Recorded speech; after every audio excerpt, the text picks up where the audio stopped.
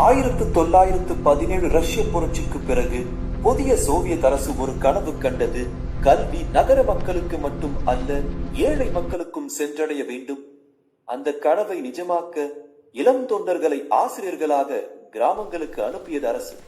அவர்களில் ஒருவர்தான் துயுஷேன்பே.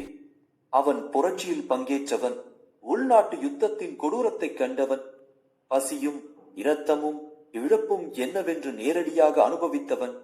அந்த அனுபவமே அவனுக்குள் ஒரு உறுதியான எண்ணத்தை விதைத்தது.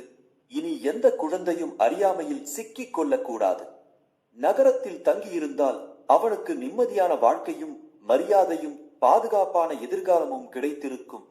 ஆனால் அவன் தேர்ந்தெடுத்தது யாரும் போக விரும்பாத, மலைகளால் சூழப்பட்ட, வறுமையும் அறியாமையும் நிரம்பிய ஒரு சிறிய கிராமம்.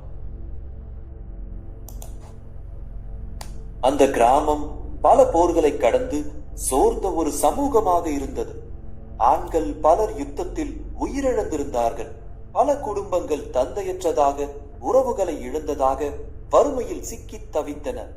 அந்த கிராமத்தில் பிள்ளைகள் காலையிலிருந்தே மாட்டு பண்ணையிலும் வயலிலும் வேலை செய்தார்கள். பெண்கள் வெளியே பேசுவதற்கே அச்சப்பட வேண்டிய சூழல். படிப்பு என்பது அவர்களின் வாழ்க்கையில் ஒருபோதும் நினைத்து பார்க்க முடியாத கனவு. அங்கே வாழ்ந்த ஒரு சிறுமி அல்தினாய். அவள் சிறு வயதிலேயே தந்தையை யுத்தத்தில் இழந்தவள்.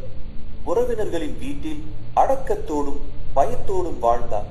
அவளுடைய கண்களில் ஒரு ஏக்கம் இருந்தது. இந்த வாழ்க்கையை தாண்டி வேறு உலகம் இருக்கிறதா என்ற கேள்வி. துயுஷேன்பே அவளை பள்ளிக்கு கொண்டு வந்த நாள் அந்த கிராமத்துக்கே ஒரு அதிர்ச்சியாக இருந்தது. பெண் பிள்ளைக்கு படிப்பா என்று மக்கள் கோபமடைந்தார்கள். அவளை பள்ளியில் இருந்து பிரிக்க பல முறை முயன்றார்கள்.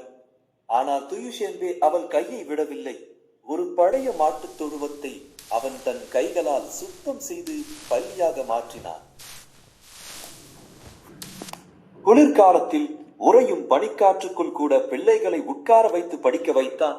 அவனுக்கே தெரியாத பல விஷயங்களை இரவெல்லாம் கற்றுக்கொண்டு அடுத்த நாள் அவர்களுக்கு கற்பித்தான். அந்த உழைப்பின் பலனாக அல்தினாய் உயர்கல்வி பெறுகிறார். ஆண்டுகள் கழித்து ஒரு பெரிய கல்வியாளராக மாறும்போது அவள் திரும்பி பார்க்கிறாள் தன் வாழ்க்கையை மாற்றிய அந்த அமைதியான மனிதனை. இப்படி ஒரு தியாகம் முதலாளித்துவ அமைப்பில் சாத்தியமல்ல. புரட்சிக்கு பிந்தைய சோவியத் சமூகத்தில் லாபம் முதன்மை இல்லை, மனிதன்தான் மையம். அதனால்தான் யுத்தத்தின் கொடூரத்தை கண்ட ஒரு சாதாரண இளைஞன் ஒரு சிறுமியின் எதிர்காலத்துக்காக தன் வாழ்க்கையை அர்ப்பணிக்க முடிந்தது. துயுஷேன்பே ஒரு மனிதன் அல்ல, ஒரு மனிதநேய சோவியத் சமூக அமைப்பின் விளைவு.